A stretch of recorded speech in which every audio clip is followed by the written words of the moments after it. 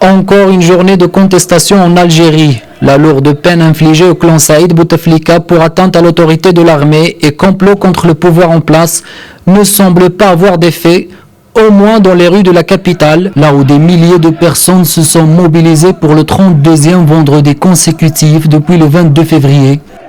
Ce mouvement de contestation de plus en plus grandissant continue de rejeter toute élection avant le départ du système au pouvoir depuis 2 décennies.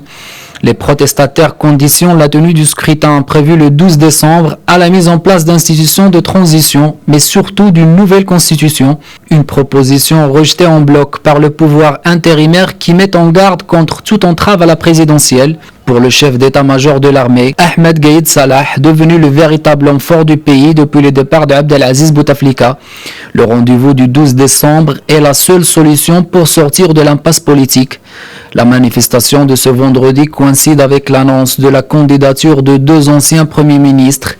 Il s'agit de Ali Ben Fliss, chef du parti de l'avant-garde des libertés, ancien premier ministre de 2000 à 2003, et Abdelmajid Tebboune, ex-premier ministre et ancien ministre de l'Habitat et du Commerce.